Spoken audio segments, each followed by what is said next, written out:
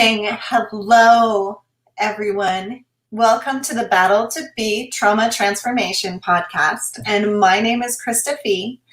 And our scheduled guest tonight, Todd Cabra, is having technical difficulties because he is on the road. So we're going to reschedule his appearance.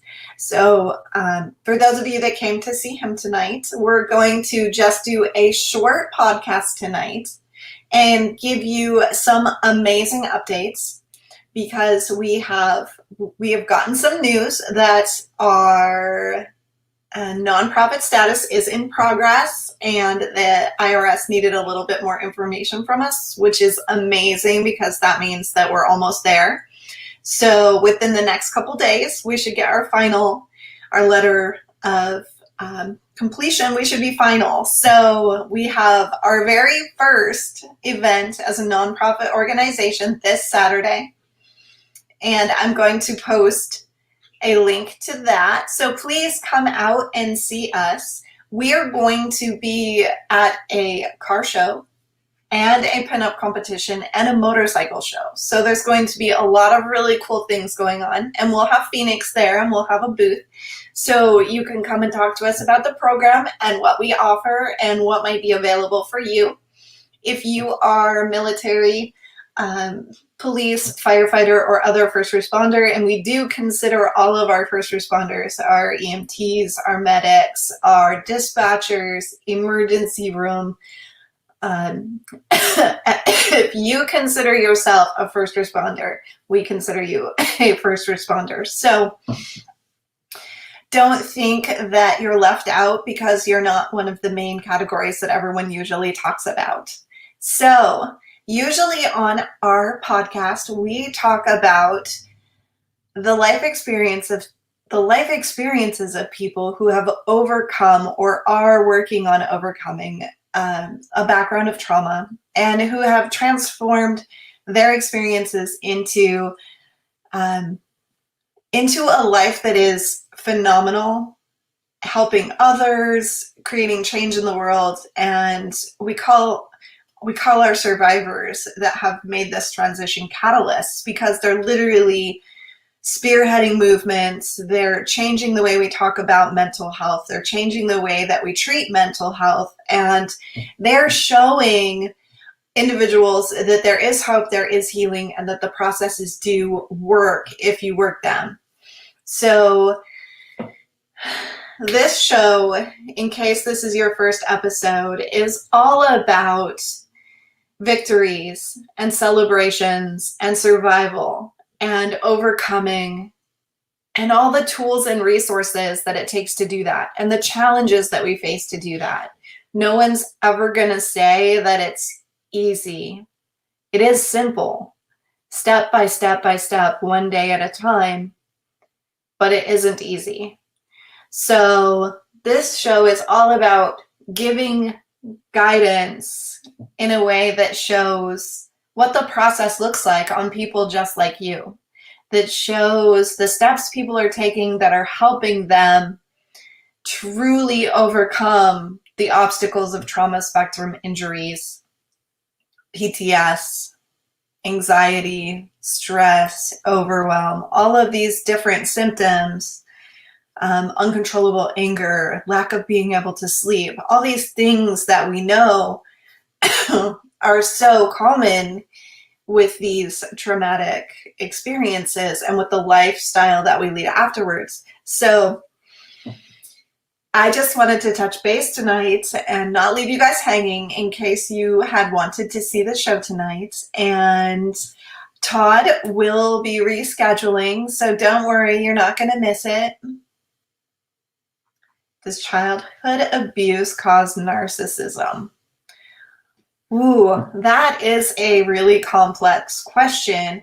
Childhood abuse can be a part of what causes narcissism. Narcissism is typically considered to be both nature and nurture oriented. So there is a genetic predisposition that is increased by experiences. So I know that's kind of a complicated answer, but childhood abuse can definitely be a instigating factor, can definitely be an aggravating factor, can absolutely be a part of it. So narcissism is a really interesting word right now because our culture, our communities are overusing that word. Anytime someone doesn't agree with you or anytime someone seems like they're being selfish, we have a tendency to throw the word narcissist around. True narcissism is actually very, very rare. Narcissism as a full-blown psychological condition is very rare. I believe it's like a 0.03% possibility or something like that. For those of you out there that can't see, I'm actually answering some audience questions right now. So basically, do the abused abuse others? You always hear hurt people hurt people. The abused are more likely to hurt others. But what we need to consider is that even though people have an experience or people have a traumatic background, not all people who have been abused turn into abusers. Not all people who have been through trauma get PTSD. So it's, yes, abused people abuse others. Also, not abused people abuse others. So it's not an excuse. It is not an independent causation. But abused people are more prone to abusing others. Does that answer your question?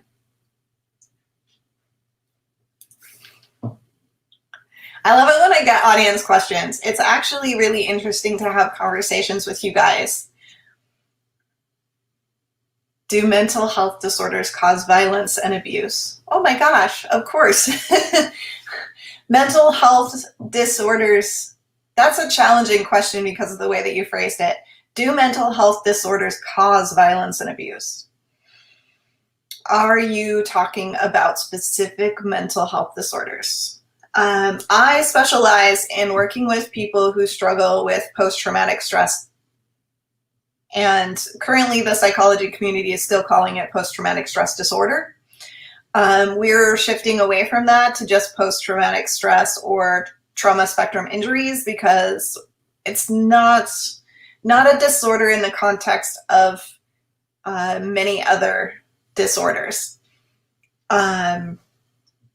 So one of the symptoms of PTSD that frequently occurs is an inability to control anger, is an inability to control rage. And that is a part of PTSD. And what happens there is our brain has multiple systems. And there's an amygdala hijack. And the amygdala is your lizard, your old prehistoric part of your brain that just is reactive. It's your fight, flight. It's literally your danger meter. It's your danger monitor. So the amygdala hijack means that the amygdala takes over because you feel unsafe or because you're triggered. And in that moment, when the amygdala takes over, the frontal lobe, where your rational, logical mind is at play, and the hippocampus, where you store memory and where you're also doing some processing stuff, these two parts of your brain tend to shut down. All of the energy is going just to the amygdala. So there is no energy to go to these smart, logical thinking parts of your brain that are rational and can control your emotions and your thoughts and your feelings and your actions.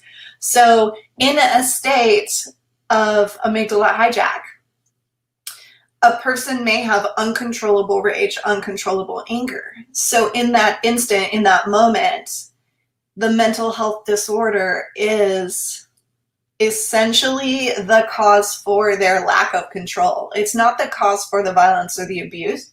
It's just the cause for their lack of control. And people can learn over time, how to feel that coming on, how to stop that from coming on, and how to regulate their nervous system so that there is a much broader range wherein that doesn't happen. So it can be healed, essentially. The brain can be healed, the nervous system can be healed so that that hijacking no longer overwhelms the individual. But it does take a lot of attention, a lot of self-focus, and it's not a quick and easy process. So I hope that that answered your question. Ooh, more questions. Let's see what we've got here. Yes, people do use it as an excuse, and very often it is just that. Very often it is an excuse to behave poorly. It is a factor, and it is a huge part of it. But what the really big thing nobody ever wants to hear, the really big thing that really sucks to have a conversation about, is that no matter what our disorders, no matter what we've been diagnosed with, no matter what is happening in our worlds, our thoughts, feelings, emotions, and behaviors, our actions especially, are always our responsibility. No matter what. They are always our responsibility. And that can be more challenging, of course, and it's really, really scary for people who are struggling to maintain any kind of control. But the truth is that when it comes down to the law, when it comes down to the societal viewpoints, you can't use your ADHD, and this is because of the comment that I'm looking at. You can't use your ADHD, you can't use your bipolar, you can't use your depression as an excuse for beating your wife. You can't use that and actually get away with that. People in society are not giving you a free pass to behave that way. So it's your responsibility to get the help, to seek the help that you need, to be working treatment, to keep yourself distant if you need to protect others if you know you can't control yourself. There are responsibilities that we all have. And unfortunately, there's very little room for people who have any disorders, and as you have listed a number of disorders, that sometimes they just have to stay away from people when they know that they're a risk to other people. So that would be that.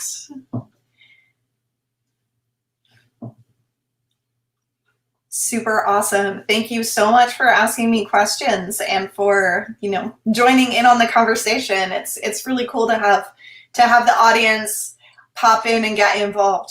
So I love having conversations about mental health in general, in any way, shape, or form. I feel like we should all be much more accepting of the idea that every single person needs mental health maintenance, that every single person struggles with a little bit of something, whether it's, some days we're anxious, some days we have a slight degree of depression. We may not be having diagnosable disorders, but everybody struggles a little bit with some mental health issues. And it fluctuates all the time, and it fluctuates with our experiences, with our moods, with our hormones, with our diet, with our activity levels, with our mindset. There's so many different factors that determine whether we as human beings are mentally healthy at any given moment or not. So it's up to us to take the challenge to just speak up and say, I don't feel okay today. And that's all right. I would love some support today. Could you just be there to listen to me? Could you just be there for me to express how I'm feeling or what my needs are in this moment? And learn how to listen for each other. Learn how to support each other.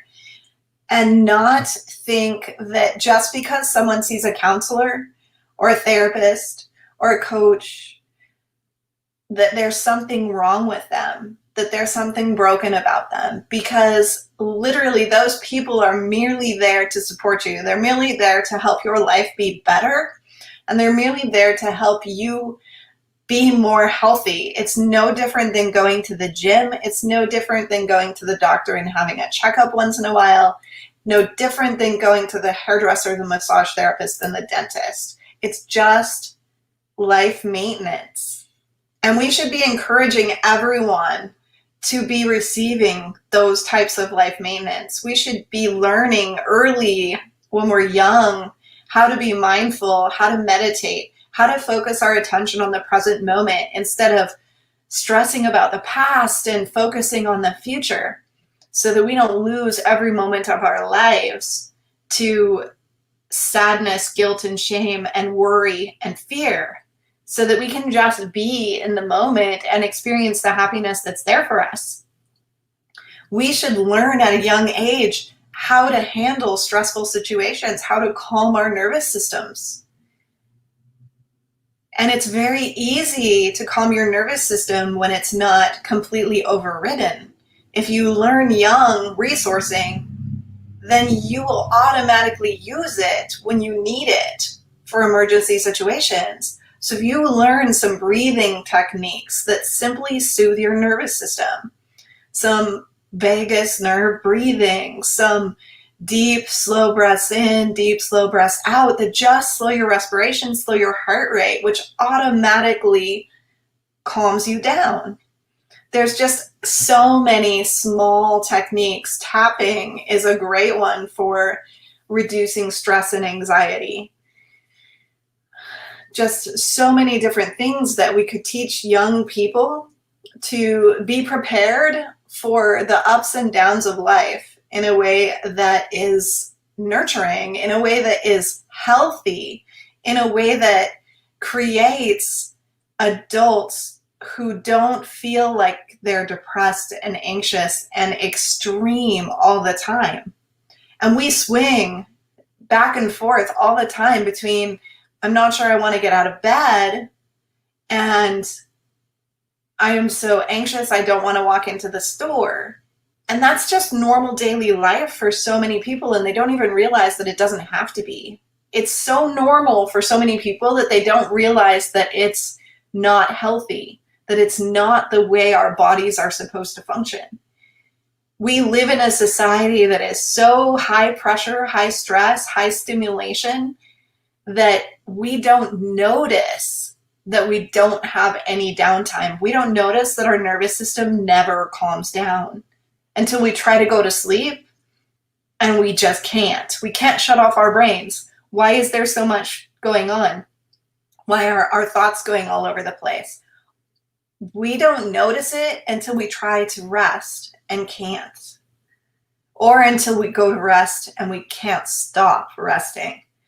Some of us just sleep a ton, watch television, eat food, drink alcohol. We numb ourselves with coping mechanisms that aren't the right coping mechanisms, and they don't work, and we just cycle. High stress, slight depression, high stress, slight depression, high stress, slight depression. And this is not normal, natural, or healthy.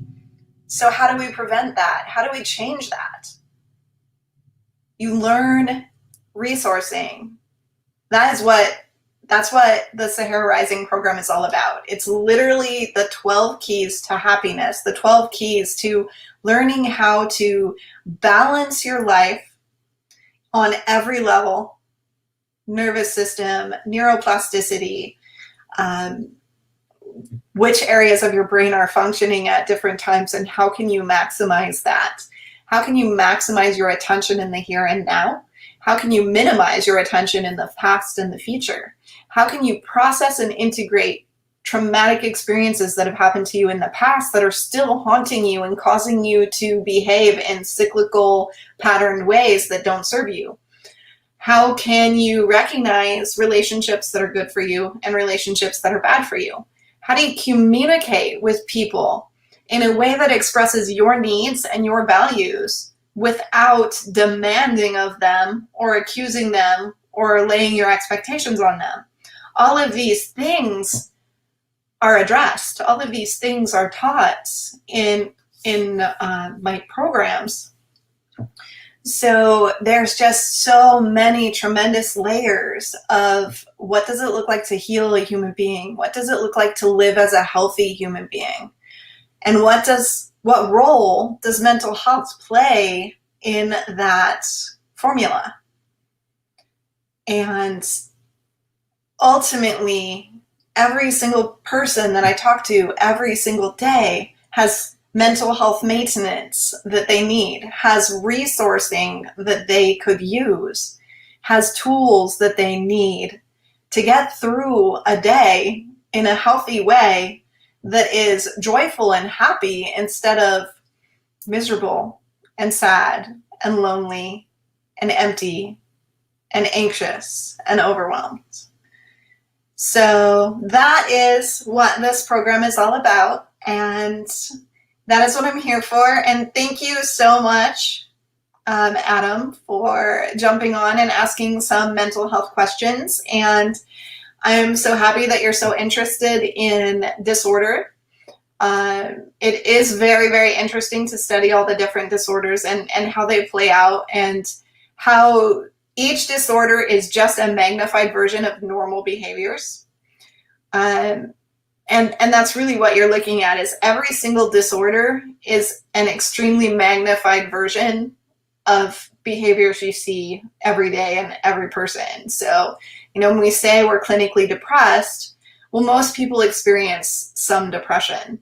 When people are, generally anxious, we have general anxiety disorders. Most people have days when they have anxiety.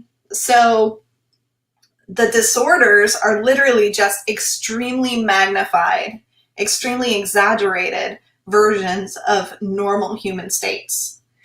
So the question from the lay person is always, at what point does it become a disorder? We're so used to having all of these different symptoms to some degree. At what point do we know that we need help? At what point do we reach out and say, oh my gosh, this might be a problem in my life? And most people don't reach out until something really big happens, until it's a danger to yourself or a danger to someone else. Or until someone else forces you to get help, someone else in your life. So if we're all getting general maintenance, if we're all taking really good care of our mental health, those things won't be allowed to progress to full disordered behavior, or there won't be so many people with disordered behavior who don't get it diagnosed early, who have to wait until something really horrible happens that completely changes the rest of their lives before they get help. So I would love to see, in a perfect world, that mental health is something we talk about all the time, just like fitness, just like nutrition. It's just another part of your physical being, of your health, of your wellness, of your everyday habits and behaviors. And if you just took the time and energy to make it a priority for yourself, we would all be so much happier. We would all be living in what I call the state of bliss, which is when you're able to be present in the here and now and fully experience 100% with all of your senses what is available to you right now, instead of dwelling on your regret and your pain and your anger from the past, or your anxiety and fear about what might happen in the future. You literally are in a base state of calm, of ease, of comfort in the moment, where you have the power to choose